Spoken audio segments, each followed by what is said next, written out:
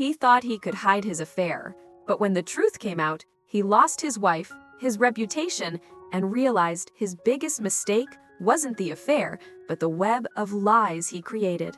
I always thought I was a good husband. Not perfect. God knows I had my flaws. But good enough to keep a marriage alive. To keep my wife smiling when she looked at me. For 12 years, I wore the mask of stability, the mask of loyalty, the mask of love. And for the most part, it worked. But here's the thing about masks. They start to crack if you wear them too long. It began almost accidentally. A late night at the office, a drink with a colleague that turned into 2, then 3. Her laugh was different than my wife's. Sharper, flirtatious, like she knew exactly what buttons to push. I told myself it was harmless, that it meant nothing, that I was still in control.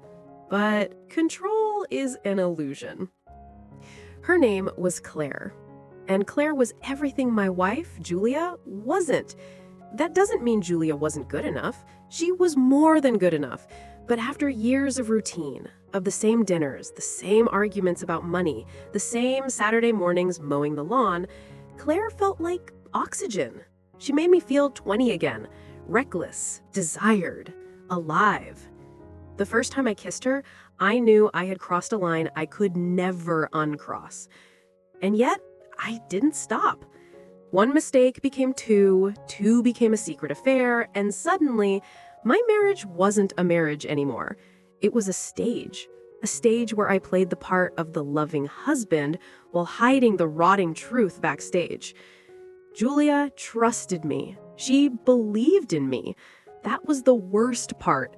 Every time she reached for my hand, every time she told me she loved me, I felt the knife twist a little deeper in my gut. And yet, I couldn't let go of Claire. I told myself lies, that I'd end it soon, that Julia would never know, that no one was getting hurt. But lies always find a way to crawl into the light. And mine was about to explode in ways I couldn't even imagine. The affair wasn't supposed to last. That was the first lie I told myself. I told Claire the same thing. This isn't serious. I can't give you more than stolen hours in secret places. She smiled, said she understood, and leaned in anyway. But she was smarter than me. Smarter, hungrier, and far more patient. At first, we kept it simple. Late-night hotel rooms, excuses about work trips, moments stolen in the shadows. She didn't push me to leave Julia. Not right away. She just let me drown in the thrill of her attention, the fire of her touch. But after a few months, the tone shifted. Claire began to ask questions, carefully at first, then sharper. Does Julia ever suspect anything? When's the last time you touched her the way you touch me? What do you two even talk about anymore? The truth was that Julia and I barely talked at all. Our conversations had become a list of logistics, bills, groceries, schedules. But the way Claire asked those questions, it wasn't just curiosity, it was strategy. One night, as we lay tangled in the sheets of some cheap hotel bed, she whispered, "You're not happy with her, Daniel. You can't lie to me about that. You don't love her like you love me." I didn't answer, because the silence itself was an answer. At home, Julia noticed the cracks. She tried not to, but I saw it in her eyes when I came home late, in the way she studied my face as though searching for someone she used to know. She asked questions too, though hers were wrapped in patience and denial. Are you working too hard? Is everything okay? Do you still love me? That last one almost killed me. I looked her in the eyes and said, "Of course I do." And she smiled, relieved, believing me like she always had. But inside, something broke. The weight of the lie was suffocating me, yet I clung to it like a drowning man clings to a piece of wreckage. I told myself I was protecting her, protecting our family, that she was better off not knowing. But the truth had a way of pressing against the walls I'd built. It started with a forgotten receipt, a hotel charge left in my jacket pocket. Julia found it while doing laundry. She didn't say anything right away, but later that night she placed it quietly on the table in front of me. Her eyes searched mine, desperate for a reasonable explanation. And, God help me, I gave her one. Work trip, Emergency client meeting. I forgot to mention it. She nodded slowly, lips pressed together, and I thought, for a moment, I'd escaped. But the doubt lingered in her gaze. She didn't believe me. Not fully. The seed had been planted. That night, I stared at the ceiling, listening to her even breathing beside me. I could feel the distance between us like an ocean, and all I could think was, how long before she knows? How long before my entire life shatters? Claire, of course, didn't help. She began pressing harder. When are you going to tell her, Daniel? You can't keep stringing me along forever. You said you weren't happy. Prove it. Leave her. And for the first time, I realized something terrifying. I wasn't in control of this affair anymore. Claire was. Claire was like a storm. At first thrilling, wild, unpredictable, then suddenly destructive, tearing through everything I thought was stable. The more time passed, the more I realized she wasn't content being a secret. She wanted more. She wanted all of me. She began showing up in places she shouldn't have been. Once, she appeared at the coffee shop Julia and I often went to on Saturday mornings. She smiled at me over her latte like it was pure coincidence.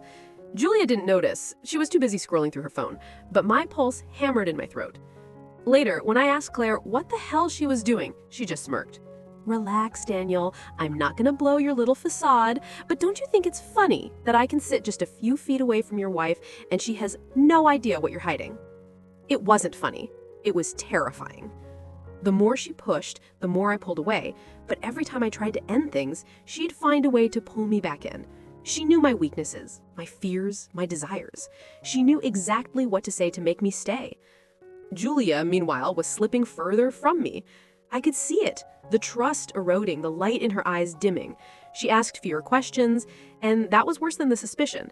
It meant she was beginning to accept the possibility that something was wrong, but she didn't want to confront it. Not yet. One evening, after I had come home late again, she sat across from me at the dinner table, silent. Finally, she asked, "Who is she?" The words sliced through me like a knife. I choked on my drink, coughed, tried to laugh it off. What are you talking about? But Julia wasn't looking for games. Her eyes filled with tears she refused to let fall. I'm not stupid, Daniel. I see the way you look at your phone. I smell the perfume on your shirts. Just tell me the truth, please. And for a moment, I almost did. The weight of it was crushing me, and part of me wanted to confess, to end the torment. But cowardice won. I lied. There's no one else. You're imagining things. Her face crumbled, not because she believed me, but because she knew she couldn't. And that broke something between us that could never be fixed. The next day, Claire called me at work. Her tone was different this time, darker. If you don't tell her soon, I will. I froze. What? You heard me. I'm not going to be your dirty little secret forever, Daniel. I love you. I've been patient, but my patience is running out. Panic gripped me. If she told Julia, everything would be over. My marriage, my home, my reputation, it would all collapse. I begged her. Claire, please don't do this. I just need more time. Time? She hissed. You've had months. Do you think I enjoy being second choice? Do you think I don't know you crawl back to her bed when you're done with me? If you don't tell her, I will. That night, I couldn't look Julia in the eye. She kissed me goodnight, her lips trembling against mine, and I felt the walls of my life closing in. I thought I could control this affair. I thought I could keep the lie buried. But Claire had become a fuse, and my entire life was the bomb waiting to explode. And the clock was ticking. The next week felt like living on the edge of a cliff, waiting for the inevitable push. Claire stopped being subtle. She called more often, sometimes late at night when Julia was just in the next room. I silenced my phone, but even the vibration felt like a gunshot in the quiet of our home. One evening, Julia picked it up. I was in the shower when it rang. She answered without hesitation, thinking it might be work. By the time I came out, she was sitting on the edge of the bed, pale, the phone clenched in her hand.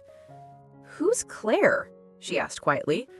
I froze, towel still around my shoulders. My mouth opened, but nothing came out. "She said she was looking for you," Julia continued, voice shaking. "She said you must have forgotten to tell me about your meeting." My mind spun. Claire had lied, deliberately, cruelly, just to wedge herself between us.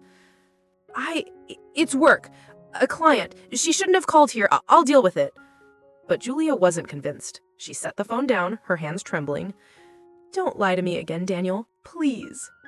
The worst part was that I could see the hope in her eyes, the desperate desire to believe me. She wanted me to reassure her, to tell her she was wrong, to give her a reason to stay. And I gave it to her. I kissed her forehead, whispered promises I couldn't keep, and felt my soul rot with every word. The next day, Claire confronted me in person. She waited outside my office, leaning against my car with a smile that made my stomach churn. "You didn't answer last night," she said, her tone accusing, almost playful. "So I called home." "Are you insane?" I hissed, glancing around the parking lot. "You can't do that." Her smile vanished. "You think you can keep me hidden forever? I'm done, Daniel. Either you tell her or I will, by the end of the month." I wanted to scream. I wanted to shake her and make her understand what she was doing, how dangerous this was. But deep down, I knew there was no stopping her. Claire wasn't bluffing. At home, Julia grew colder. She no longer reached for my hand at dinner, no longer asked me about my day. Her silence was worse than anger. It was detachment. She was slipping away, and I was the one pushing her. One night, after too much wine, she finally snapped. "Do you love her?" The words hung in the air, heavier than any accusation. I should have denied it. I should have fought for her, even if it was a lie. But exhaustion broke me. My silence answered for me. Julia's eyes filled with tears. She stood, walked to the bedroom, and closed the door without another word. That was the night I realized something. I had already lost her. And Claire? She hadn't given me freedom. She had built my cage. The weeks after Julia's silence stretched into a nightmare I couldn't wake from. She barely looked at me, and when she did, her eyes carried a hollow weight I'd never seen before. There were no more arguments, no accusations, just a quiet resignation that cut deeper than any rage. And Claire only tightened the noose. She sent me pictures of us together, subtle threats hidden behind playful words. "Wouldn't Julia love to see this smile of yours?" Or, "If you don't tell her, maybe I should." I stopped sleeping. Every time I closed my eyes, I saw everything crumbling. Julia packing her bags, Claire storming into my home, my colleagues whispering behind my back, my reputation in ruins. One Friday evening, Julia asked me to sit down at the kitchen table. She had a glass of wine in her hand, and her voice was steady. Too steady. "I've spoken to a lawyer," she said simply. The words hit me like a punch. "Julia, no, please, don't do this. We can fix it." "Fix it?" Her laugh was sharp, bitter. "You can't fix something you've already destroyed, Daniel. Do you think I don't know? Do you think I'm blind? I was willing to forgive. I was willing to try, but you lied to me over and over again. And now I don't even recognize the man I married." I reached for her hand, but she pulled it away. The space between us felt like a canyon I could never cross. "I loved you more than anyone," she whispered. "But you chose her." I broke then. I told her everything. The late nights, the hotel rooms, the promises I made to Claire I never intended to keep. The words poured out of me like poison, and with each confession, Julia's face grew colder, harder, until finally there was nothing left. "You disgust me," she said softly, and somehow that hurt worse than if she'd screamed. That night, I slept on the couch. Julia didn't come down the next morning. She didn't need to. The silence was enough. Claire, on the other hand, was triumphant.